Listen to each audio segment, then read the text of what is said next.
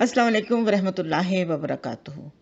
नाज़रीन, मोहतरम बशीर अहमद खान रफ़ीक साहब अल-फ़ज़ल अखबार में मोहतरम डॉक्टर अब्दुल सलाम साहब और ज़ियाउल हक की मुलाकात के हवाले से लिखते हैं कि जनरल ज़िया ने जब रुसवाए ज़माना ऑर्डिनेंस जारी किया, जिसमें जमात को बहुत से इशारे इस्लाम इस्तेमाल करने से रोका गया, तो डॉक्टर साहब को बहुत सदमा पहुंचा।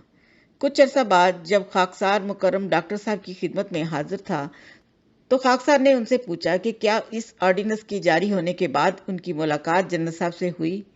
डॉक्टर साहब ने फरमाया हाँ हुई थी, और इसकी रुदात कुछ यूं सुनाई।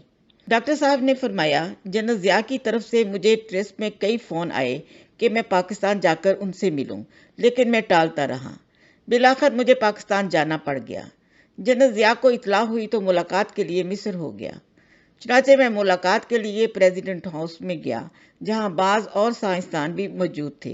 जनरल साहब ने बाहर आकर मेरी कार का दरवाज़ा खोला और मुझसे मानका करने के बाद मुझे अपने साथ बैठने के कमरे में ले गए, जहां और साइंसदान भी मौजूद थे।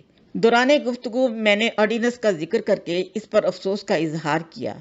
जनरल साहब ने फौरन मेरा हाथ पकड़ा और कहा, आइए दूसरे कमरे में चलकर बात करते हैं, और मुझे दूसरे कमरे में ले गए। मेरे साथ उस वक़्त साइंसी उमूर के वजीर भी कमरे में चले गए। जनरल साहब ने कहा, बात यह है कि मेरे पास उलमा का एक वफद आया था। उन्होंने मुझे बताया है कि अहमदी कुरान मजीद में तहरीफ करते हैं, इसलिए वो दायरे इस्लाम से खारिज हैं। डॉक्टर साहब ने जनरल साहब से कहा कि कुरान की हिफाजत का तो खुद अल्लाह ताला ने वादा किया है, और कुरान की हिफाजत का काम अपने जिम्मे लिया हुआ है, इसलिए अहमदी इसमें तहरीफ कैसे कर सकते हैं। इस पर जनरल साहब उठकर किताबों की अलमारी की तरफ गए और तफसीर सगीर उठा लाए और कहा कि उलमा ने इन आयात की निशानदेही कर दी है जहां आपने तहरीफ से काम लिया है, और एक निशान ज़दा सफ़ा खोलकर मेरे सामने रख दिया। ये आयत खातमुन नबिय्यीन थी। मैंने जनरल साहब से कहा कि आयत तो मुकम्मल तौर पर दर्ज है, तहरीफ कहाँ हुई है।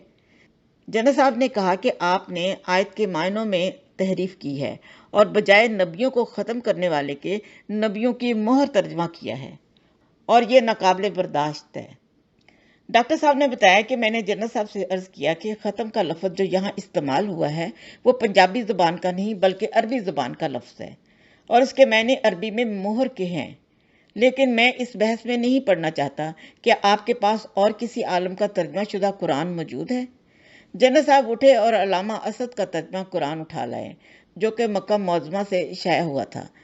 मैंने कुरान मजीद को खोला, आयत खातमुन नबिय्यीन निकाली, तो वहां भी तर्जमा सील ऑफ प्रॉफिट्स लिखा था। जनरल साहब का मुंह खुले का खुला रह गया। मैंने अर्ज किया कि अल्लामा असद तो अहमदी न थे, फिर उनका तर्जमा सऊदी हुकूमत का शाया करता है, क्या उन्हें भी आप तहरीफ का मुजरिम करार देंगे। इस पर जनरल साहब कहने लगे, भाई मैं तो अनपढ़ जर्नैल हूँ, जो उलमा ने मुझे कहा मैंने तस्लीम किया।